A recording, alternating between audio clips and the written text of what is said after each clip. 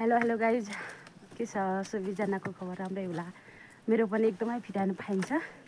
आज हाम्रो यात्रा रहेको छ है मैसारी है। यो ठाउँ इन्डियाको मैसारी लगभग कति किलोमिटर छ हाम्रो दार्चुला खलङ्गाबाट चाहिँ यहाँ पुग्नलाई चाहिँ 90 किलोमिटर लगभग 100 किलोमिटर यहाँ पुग्नको लागि चाहिँ हामी चाहिँ बिहान 7 बजी आएको।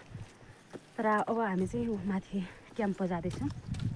कति राम्रो ठाउँ छ, पुरै हिउँमा एकदमै लाली गुराँस फुलेका छन्, ढकमक्क छ, यता मस्त हिउँ परेको छ। अनि हामी छौँ, सर हुनुहुन्छ अनि उता मिस अनि बहिनी। एकदम यात्रा अब कतिखेर पुगिन्छ थाहा छैन।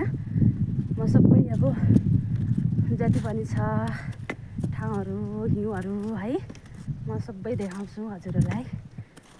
तर मलाई साह्रै मनपर्छ कि हिउँ, त्यही भएर चाहिँ धेरै भयो कि जाम भनेको। त्यही भएर चाहिँ आज फर्स्टचोटि हाम्रो यात्रा सुरु भइरह।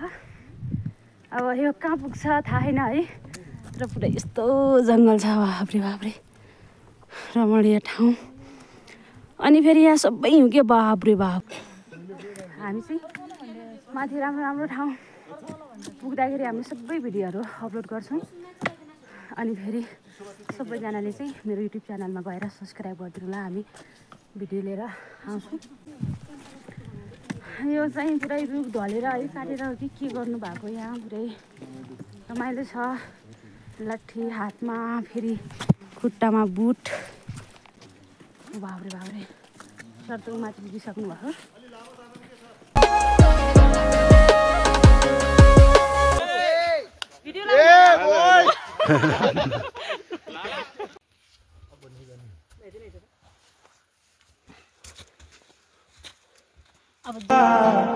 सुबह को मेरी तेरे आंगन में बैठे मैंने शाम किया। चन्ना मेरे या मेरे या, चन्ना मेरे या मेरे या, चन्ना मेरे या मेरे या बेली। ओम नमः पार्वती पतये।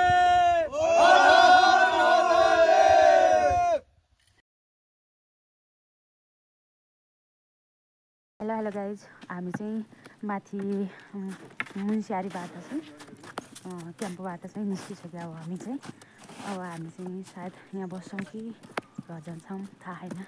एकदम मस्त छ, एकदम रमाइलो भयो होइन।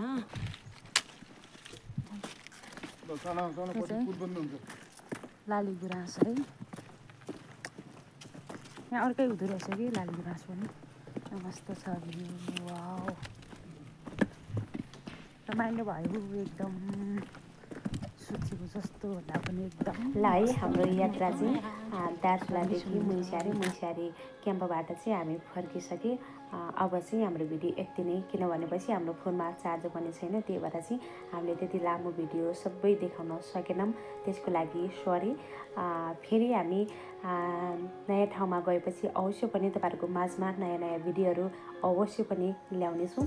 अनि फेरि जो साथीले चाहिँ मेरो युट्युब च्यानललाई सब्सक्राइब गर्नुभएको छैन भनेपछि, नयाँ साथी हुनुहुन्छ भनेपछि सबैले चाहिँ सपोर्ट गरिदिनु होला, सब्सक्राइब गरिदिनु होला। त्यसै गरी के कस्तो लाग्यो हाम्रो भिडियो सबैले चाहिँ प्रतिक्रिया दिनु होला। धन्यवाद।